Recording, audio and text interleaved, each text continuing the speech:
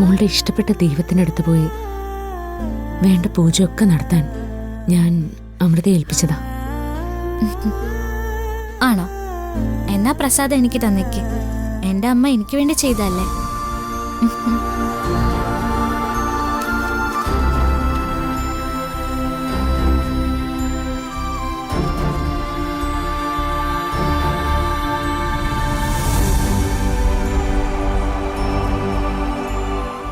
അതെ, എന്നെക്കുറിച്ച് അങ്ങനെ അധികം പേടിക്കൊന്നും വേണ്ട കേട്ടോ. പ്രാർത്ഥിക്കാനും കാവലിരിക്കാനൊക്കെ എനിക്ക് അമ്മയുണ്ടല്ലോ.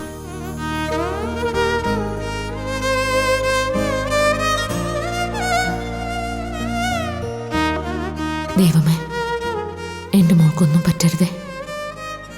ഏത് ശത്രു വന്നാലും അവളെ കാത്തോണേ.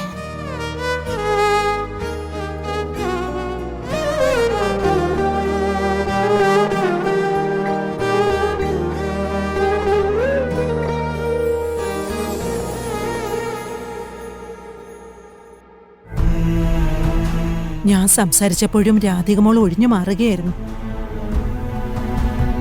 അവള് ചോദിച്ച ചോദ്യങ്ങൾക്കൊന്നും സത്യത്തില് എന്റെ കയ്യിൽ മറുപടിയില്ല. അവളുടെ അവസ്ഥ നമുക്കറിയാവുന്നതല്ലേ. ആ അവസ്ഥ മാറുന്നതിനെ കുറിച്ചല്ലേ ഞാൻ സംസാരിക്കുന്നത്. അതിനു വേണ്ടിയല്ലേ ഞാൻ ഇത്ര കടന്ന് കഷ്ടപ്പെടുന്നത്. ശരിയാടാ മോനെ, പക്ഷേ നീ കാണിക്കുന്ന ചങ്കൂറ്റൊന്നും അവക്ക് പറ്റില്ല. ഒരാളെ നോവിക്കരുതെന്ന് ചിന്തിക്കുന്ന ഒരു പെൺകുട്ടി അങ്ങനെയാ. എല്ലാരും കൂടി പൊതിഞ്ഞു പിടിച്ചിരിക്കുക, ഒന്നും മിണ്ടാൻ പോലും അനുവദിക്കാതെ. മുത്തശ്ശി, ഞാനൊരു കാര്യം പറയട്ടെ. എന്താ? അയാള് മ്യൂസിക് ക്ലാസ്സിൽ നിന്ന് വരാൻ സമയമായില്ലേ? ഞാൻ അയാളോട് സംസാരിക്കും. അയാളുടെ മനസ്സിലെ പേടി എന്താണെന്ന് ചോദിക്കും. എന്നെ ഇഷ്ടമാണെന്ന് ഞാൻ ഇന്ന് പറയിപ്പിക്കും. വെറുതെ കൂടുതൽ പ്രശ്നങ്ങളിലേക്ക് പോണോ? എന്റെ മുത്തശ്ശി, പ്രശ്നങ്ങളിലേക്ക് പോകാനൊന്നും അല്ല. എന്റെ മനസ്സിനൊരു സമാധാനം കിട്ടണമെങ്കിൽ എന്നോടുള്ള ഇഷ്ടം ഇപ്പോഴും ഉണ്ടെന്ന് അയാളൊന്ന് പറയട്ടെ. എന്നിട്ട് വേറെ എന്ത് സംഭവിച്ചാലും എനിക്കൊരു കുഴപ്പമില്ല. ദേ നോക്ക്, എത്ര കാലം വേണമെങ്കിലും കാത്തിരിക്കാൻ ഞാൻ തയ്യാറാ. എന്ത് വേണമെങ്കിലും ഞാൻ ഫേസ് ചെയ്യാം. ശരി, സാഹചര്യമൊക്കെ നന്നായി നോക്കിയിട്ട് മതി. മുത്തശ്ശി എന്താ അങ്ങനെ പറയുന്നതെന്നറിയോ? കുറേയൊക്കെ ആര് സഹിക്കും. പിന്നെ ചിന്തിക്കുന്നത് എന്തെങ്കിലും അബദ്ധം കാണിക്കാനായിരിക്കും. എനിക്ക് രാധികമോളുടെ കാര്യത്തില് അങ്ങനെ ഒരു പേടിയുണ്ട്. ഏയ് ഇല്ല മുത്തശ്ശി, അയാൾ അങ്ങനെ ഒന്നും ചെയ്യില്ല. ആ കാര്യം എനിക്ക് ഉറപ്പാ. അത് ഞങ്ങളുടെ സ്നേഹത്തില് എനിക്കുള്ള വിശ്വാസമാണ്.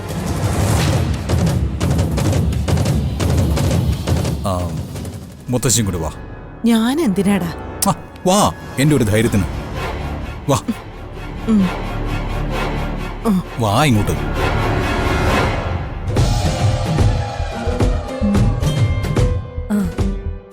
ചെറിയമ്മേ, പ്രിയങ്കയുടെ സംശയം ഇന്നത്തോടെ തീർക്കാൻ പറ്റുമെന്നാണ് എനിക്ക് തോന്നുന്നത്.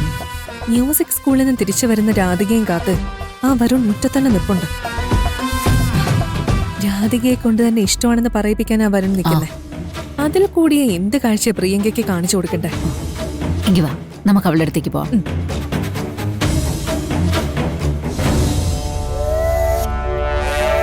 വരുണിന്റെ മനസ്സിൽ ഒരു പെണ്ണുണ്ട്. അവൻ അവളുമായിട്ട് രഹസ്യമായിട്ട് ജീവിക്കുന്നുമുണ്ട്. ആ പെണ്ണില്ലാതായ വരുണിന്റെ മനസ്സില് നിനക്ക് കേറിപ്പറ്റാൻ പറ്റും. ഏതാ അവള്? വരുണിന്റെ ഫ്രണ്ടാണോ? അതോ വല്ലോ ഓഫീസിലോ മറ്റോ? ആ പെണ്ണിന്റെ പേര് രാധികയെന്ന, നിന്റെ ചേച്ചി.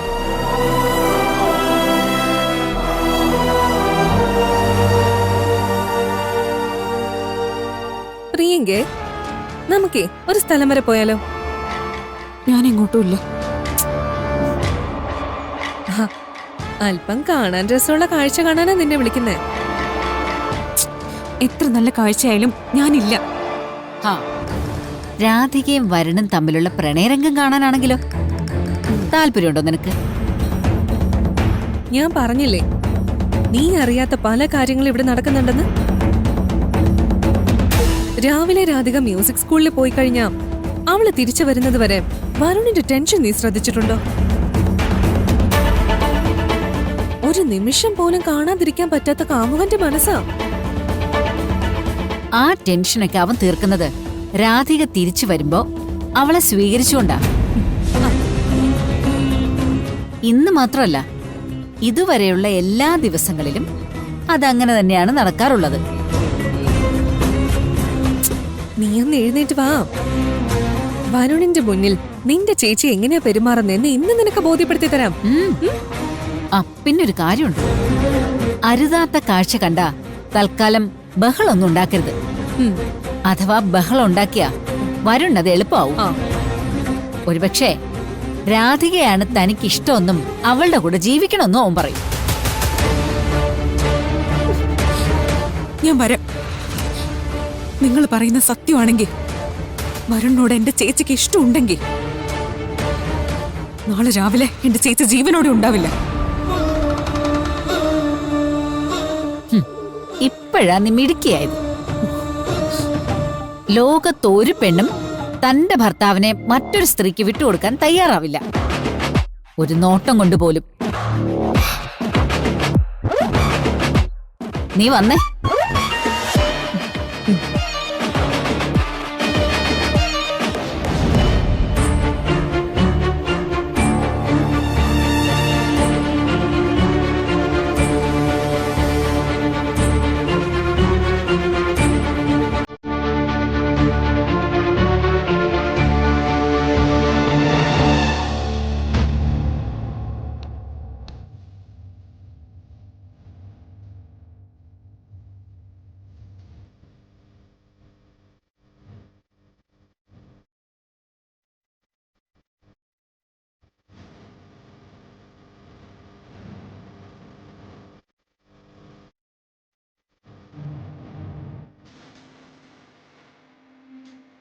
ഞാൻ തന്നെ കാത്തു നിൽക്കായിരുന്നു. എന്തിന്? എന്തിനാണെന്ന് തനിക്കറിയാം. എനിക്കറിയില്ല. അതെ, തനിക്ക് പേടിയാ, അതാണ് കാര്യം. ആ പേടി മാറ്റാനുള്ള ഒരു മാർഗം ഞാൻ പറയാം. എന്നെ ഇഷ്ടമാണെന്ന് താൻ ഒരു വാക്ക് പറഞ്ഞാൽ മതി. പിന്നെ തനിക്ക് വേണ്ടി ആരെ എതിർക്കാൻ ഞാൻ തയ്യാറാണ്.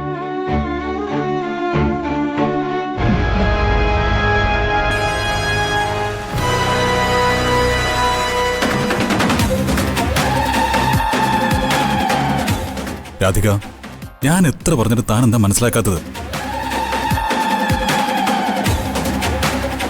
താൻ എന്തിനാ എന്നിങ്ങനെ പരീക്ഷിക്കുന്നേ?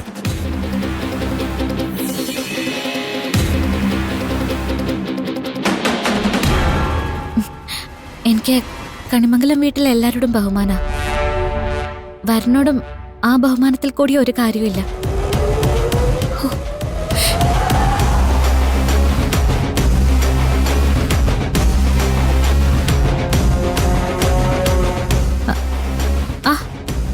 മുത്തശ്ശി എന്താ അവിടെ ദൂരെ മാറി നിൽക്കുന്നേ?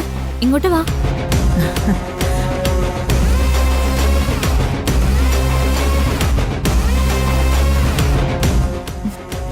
അല്ല, വരുണ എല്ലാ കാര്യത്തിലും ഉപദേശിക്കുന്ന മുത്തശ്ശിയല്ലേ? ഇപ്പോ വരുണ എന്തോ ഒരു കാര്യത്തിൽ പ്രശ്നമുണ്ട്, അതൊന്ന് ചോദിച്ചറിഞ്ഞ് ഒന്ന് ആശ്വസിപ്പിച്ചൂടെ മുത്തശ്ശിക്ക്? മുത്തശ്ശി നല്ല കാര്യങ്ങൾ പറഞ്ഞു കൊടുത്താ അത് വരുൺ തള്ളിക്കളയില്ല, അതെനിക്കുറപ്പാ.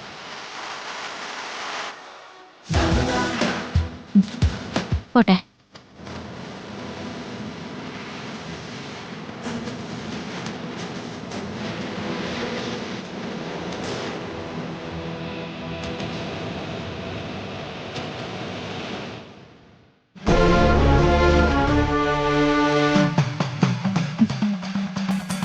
ആ, നീ ഇവിടെ നിൽക്കുന്നുണ്ടായിരുന്നോ? ഞാൻ ഈ വേഷമൊക്കെ ഒന്ന് മാറിയിട്ട് വരാവേ. ശരി ചേച്ചി. ഇപ്പൊ നിങ്ങൾ എന്ത് പറയുന്നു? വരുണിന്റെ ചോദ്യത്തിന് ചേച്ചി പറഞ്ഞ മറുപടി കേട്ടില്ലേ? ചേച്ചിയുടെ മനസ്സിൽ അങ്ങനെ ഒന്നുമില്ല. അയ്യോ പ്രിയങ്ക, മണ്ടത്തരം പറയാതെ. അവളിപ്പോ കാണിച്ചതൊരു അഭ്യാസമാ. ഞാനിത് വിശ്വസിക്കില്ല. ചെറിയമ്മേ, ഇങ്ങ് വന്നേ. ഒടുവിൽ ഇവൾക്കതൊക്കെ വിശ്വാസമാകുമ്പോഴേക്കും എല്ലാം ഇവളുടെ കൈ വിട്ടു പോയിട്ടുണ്ടാവും. അപ്പോഴേ ഇവള് പഠിക്കും. ചെറിയമ്മ വന്നേ, വാ.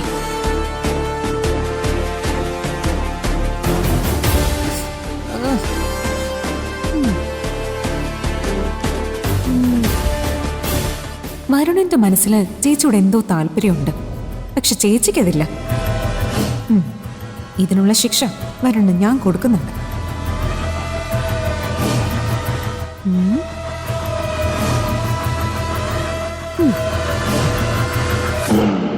എടാ, പ്രിയങ്കയും കൽപ്പനയും ഉർവശിയും അകത്ത് നിൽക്കുന്നത് അവള് കണ്ടിരുന്നു. അതാ അവള് വളരെ ബുദ്ധിപരമായിട്ട് ഒരു കുഴപ്പം ഉണ്ടാക്കാതെ സംസാരിച്ച് അകത്തേക്ക് കയറിപ്പോയത്. മുത്തശ്ശിക്ക് ഇതിൽ ആശ്വാസമാണോ തോന്നിയത്? അല്ലാതെ പിന്നെ. എടാ, പ്രിയങ്കയും കൂട്ടി അവര് രണ്ടുപേരും വന്നിട്ടുണ്ടെങ്കിൽ അതെന്തിനായിരിക്കും? അവൾ അങ്ങനെ ഒരു ബുദ്ധി കാണിച്ചില്ലായിരുന്നെങ്കിൽ ഇപ്പൊ കാണാമായിരുന്നു കണിമംഗലത്തിന്റെ ഉത്തരത്തിന് തീ പിടിക്കുന്നത്. ആ, കണിമംഗലത്തിന്റെ ഉത്തരത്തിന് തീ പിടിച്ചൊന്നുമില്ല, പക്ഷെ എന്റെ നെഞ്ചിന് തീ പിടിച്ചല്ലോ. തൽക്കാലേ നീ അതങ്ങ് കെടുത്ത്. ഇതെന്താ അവസാനത്തെ അവസരം വല്ലതുമാണ്? ഇനി ശ്രമിക്കാമല്ലോ. അവസാനം ശ്രമിച്ച് ഞാൻ ചാവൂ. നേരത്തെ രാധിക ചാവുന്ന കാര്യം പറഞ്ഞപ്പോ നീ എന്താ പറഞ്ഞത്? ഞങ്ങളുടെ സ്നേഹത്തില് വിശ്വാസമുണ്ട്, അതുകൊണ്ട് ഞാൻ ചാവത്തില്ല എന്ന്. എന്നിട്ട് നീ ഇപ്പൊ എന്നെ പേടിപ്പിക്ക. നിങ്ങൾ ചാവാനുള്ളവരല്ലടാ, എല്ലാവരെയും അസൂയപ്പെടുത്തിക്കൊണ്ട് ജീവിക്കാനുള്ളവരെ. ആ.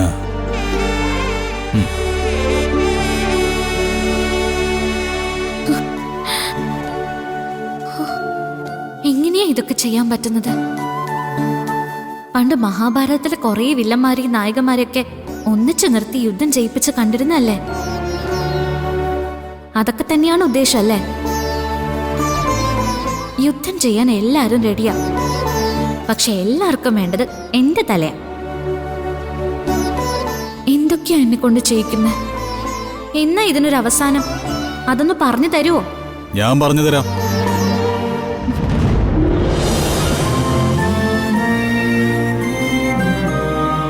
ഭഗവാൻ വല്ലപ്പോഴും ഉത്തരം പറയും, പക്ഷേ ഞാൻ എപ്പോഴും പറയും. ഇതിന്റെയൊക്കെ അവസാനം നമ്മൾ ഒന്നിച്ച് ചേരുമ്പോഴാണ്. ഞാനേ ഉമ്മർത്ത് കാത്തു നിന്നത് എന്നെ ഇഷ്ടമാണോ അല്ലയോ എന്ന് അവസാനമായിട്ടൊന്ന് ചോദിക്കാൻ വേണ്ടിയാ. അത് ഇവിടെ വെച്ച് ഈ കൃഷ്ണന്റെ മുമ്പിൽ വെച്ചൊന്ന് പറഞ്ഞാൽ മതി. ഞാൻ അമ്മയെ വിളിക്കും. വിളിക്കേ. അമ്മയെ വിളിച്ചാൽ തന്നെ അനുസരിപ്പിക്കുന്നവരെല്ലാവരും പിന്നാലെ ഉണ്ടാവുമല്ലോ. ഭഗവാനെ തൊട്ട് സത്യം ചെയ്യ്, എന്നെ ഇഷ്ടമാണോ അല്ലയോ എന്ന്. ഞാൻ സത്യം ചെയ്യില്ല, ഞാനൊന്നും പറയൂല. എന്നാ പോയിക്കോ. ഈ വ്രതങ്ങൾക്ക് ഫലം ഉണ്ടാവോ? അല്ല, ഈ പൂജാവിധികളൊക്കെ നന്നായിട്ട് അറിയാവുന്ന ആളാണല്ലോ, അതുകൊണ്ടാ ചോദിച്ചേ വ്രതത്തിന് ഫലം ഉണ്ടാവുമെന്ന്. വ്രതത്തിന് ഫലം ഉണ്ടാവും, അത് മനസ്സറിഞ്ഞ് ചെയ്താൽ. എന്നാല് ഈ നിമിഷം മുതല് ഞാൻ നിരാഹാര വ്രതം ഇരിക്കാൻ പോവാ. എന്തിന്? ആ, എന്നോട് തനിക്ക് സ്നേഹം ഉണ്ടെന്നറിയാൻ. താൻ എന്നോടത് പറയുന്നത് വരെ ഞാൻ പച്ച വെള്ളം പോലും കഴിക്കൂല. വെറുതെ ഭ്രാന്ത് കാണിക്കരുത്, ചുമ്മാ ആളുകളെ കൊണ്ട് ഓരോന്ന് പറയിപ്പിക്കാൻ. അതിന് ഞാൻ ആരോടും പറയുന്നില്ലല്ലോ, ഇത് നമ്മൾ തമ്മിൽ മാത്രം അറിഞ്ഞാൽ മതി. ആ, എന്റെ വ്രതം അവസാനിപ്പിക്കണമെങ്കിൽ താൻ എന്നെ ഇഷ്ടമാണെന്ന് മാത്രം പറഞ്ഞാൽ മതി. ഇല്ലെങ്കിൽ ഞാനങ്ങ് തീർന്നു പോട്ടെ എന്റെ സ്വപ്നങ്ങളോടൊപ്പം.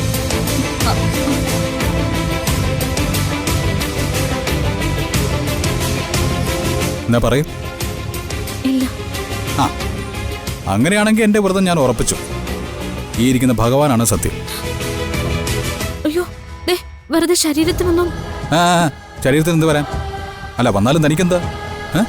എന്നെ ഇഷ്ടമല്ലാത്ത ഒരുത്തി എന്നെ അന്വേഷിക്കേണ്ട ആവശ്യം എനിക്കില്ല.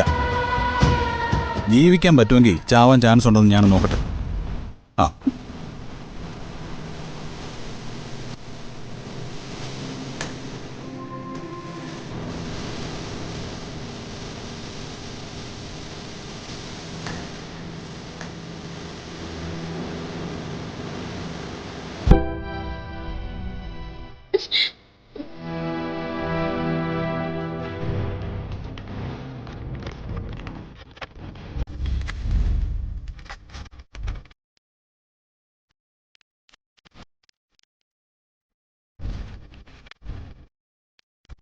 അമ്മേ, എന്താടി ചോദിച്ചത് കേട്ടില്ലേ? എന്താണെന്ന്? അത് വരുൺ നിരാഹാരം ഇരിക്കാൻ പോകുന്നു പറഞ്ഞു. എന്തിന്? ഇപ്പൊ പൂജാമുറിയിൽ വെച്ച് എന്നെ കണ്ടായിരുന്നു, തടഞ്ഞു നിർത്തി. ഞാൻ ഒഴിഞ്ഞു മാറാൻ ശ്രമിച്ചപ്പോ ദേഷ്യപ്പെട്ടു. അപ്പോഴാ നിരാഹാരത്തെക്കുറിച്ച് പറഞ്ഞത്. എങ്ങനെയെങ്കിലും സമയം കണ്ടെത്തി നീ അവന്റെ മുമ്പിൽ പോയി ചാടുന്നുണ്ടല്ലോ അല്ലേ? ഞാൻ അങ്ങോട്ട് ചെന്നതല്ല. സത്യത്തില് പൂജാമുറി എനിക്ക് ഒളിച്ചിരിക്കാനുള്ളൊരിടാ. അതുപോലെ ഇപ്പോ അയ്യോ എടുത്തി, അവളുടെ വേദന ഒന്ന് നോക്കി. ചെയ്യാവുന്നതെല്ലാം ചെയ്തു വെച്ചിട്ട് അവളൊരു പാവം കളിക്കുന്ന കണ്ടില്ലേ? അമ്മ എന്തേലും ചെയ്യണം. ഇല്ലെങ്കിൽ വരുൺ വെറുതെ വാശി കാണിച്ച്. ഏട്ടത്തി നല്ല തലവേദന എടുത്തിരിക്കുക, നീ ഒന്ന് പോയേ. ആരെങ്കിലും ഒന്ന് സംസാരിച്ചില്ലെങ്കിൽ അതവനെ നിന്നോട് ദിവ്യ പ്രേമാന്ന് തോന്നാൻ വേണ്ടി വെറുതെ പറഞ്ഞേ ഉള്ളൂ. ഇതുപോലെ അവൻ എന്ത് തന്ത്രം കാണിച്ചാലും നിന്റെ മനസ്സ് മാറാൻ പാടില്ല, കേട്ടല്ലോ? പൊയ്ക്കോ, അവന് വിശക്കുമ്പോ അവനെടുത്ത് കഴിച്ചോളും. ആ അടുക്കളയിലെ ഭക്ഷണം ആവുമ്പോ കുറച്ച് പാത്രത്തിലാക്കി അവന്റെ മുറിയിൽ കൊണ്ടുപോയി കൊടുക്കൂ നീ. അങ്ങനെ എന്തെങ്കിലും വൃത്തികേട് കാണിച്ചിട്ടുണ്ടെങ്കിൽ പൊയ്ക്കോ, പോനല്ലേ പറഞ്ഞേ.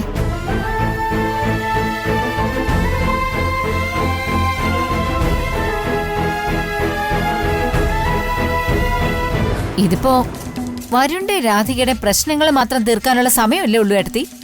അവൻ പറഞ്ഞത് നിസ്സാരമായിട്ട് കാണണ്ട. അവന്റെ വാശി എനിക്കറിയാവുന്നതാ. അതിന് എന്റെ കയ്യിലൊരു മാർഗമുണ്ട്.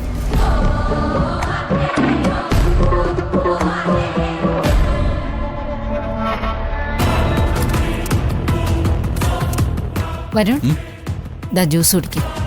എനിക്ക് വേണ്ട ചെറിയമ്മേ. നിനക്ക് ഇഷ്ടപ്പെട്ടതാ? എനിക്കിപ്പോ കഴിക്കാൻ തോന്നുന്നില്ല. ഒരു ജ്യൂസ് കഴിച്ചതുകൊണ്ട് ഇപ്പൊ എന്ത് സംഭവിക്കാനാ? ചെറിയമ്മ നിനക്ക് വേണ്ടി എടുത്തതല്ലേ? ചെറിയമ്മ, ഞാൻ പറയുന്നത് കേക്ക്. എനിക്കിപ്പോ വേണ്ടാഞ്ഞിട്ടല്ലേ? അങ്ങനെ പറഞ്ഞാ പറ്റില്ലല്ലോ. ഞാനെന്താ ഇതിലെന്തേലും ചേർത്തിട്ടുണ്ടോ? അങ്ങനെ വല്ലതും തോന്നുന്നുണ്ടോ? ചെറിയമ്മ എന്തിനാ ആവശ്യമില്ലാത്ത കാര്യങ്ങളൊക്കെ പറയുന്നേ? എങ്കിൽ പിന്നെ നിനക്കിത് കുടിച്ചാലെന്താ? ചെറിയമ്മ, എനിക്ക് വേണ്ടാന്ന് ഞാൻ പറഞ്ഞില്ലേ?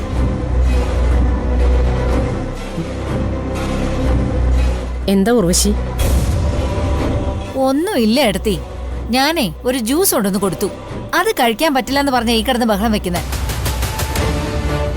അതെന്താടാ വാങ്ങിച്ചു കഴിക്കാത്തത്? എന്റെ അമ്മേ, ഇതൊരു ആഗോള പ്രശ്നമാക്കേണ്ട കാര്യമൊന്നുമില്ല. എന്നോട് ചോദിച്ചിട്ടൊരു ജ്യൂസ് എടുത്തിട്ട് വന്നാൽ ഓക്കെ. അത് വേണോ വേണ്ടോ എന്ന് ഞാൻ പറയുമല്ലോ. ഇതൊരു ജ്യൂസ് കൊണ്ട് മുമ്പിൽ വന്നിട്ട് കുടിച്ചേ പറ്റൂന്ന് പറഞ്ഞാൽ എനിക്കിതിൽ ബുദ്ധിമുട്ടുണ്ട്. ഇപ്പോ ഇത് കുടിക്കാനുള്ള നിന്റെ ബുദ്ധിമുട്ട് എന്താ? അമ്മേ,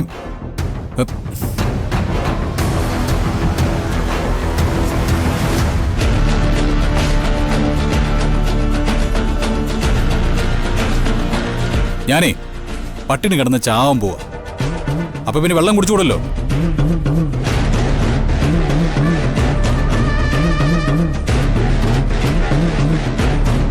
ഈ മറുപടി മതിയോ രണ്ടുപേർക്കും?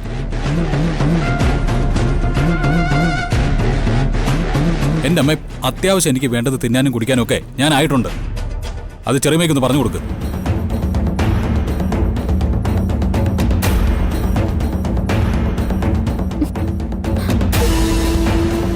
അപ്പോ അവ സീരിയസ് ആണ് എടുത്തി. ഞാൻ പറഞ്ഞില്ലേ ഇതിലും വാശിയോടെ എന്നോട് സംസാരിച്ചത്.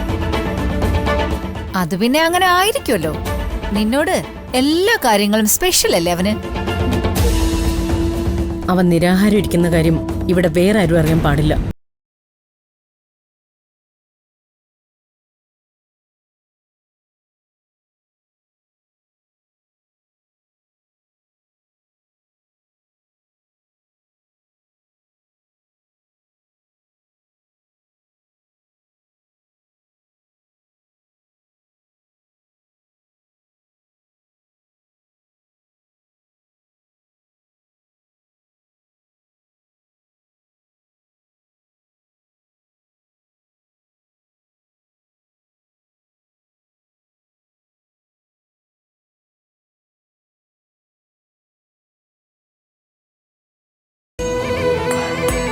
പക്ഷേ അങ്ങനെ ഒരു നിരാഹാരവും കൊണ്ട് അവൻ നടക്കാൻ പാടില്ല.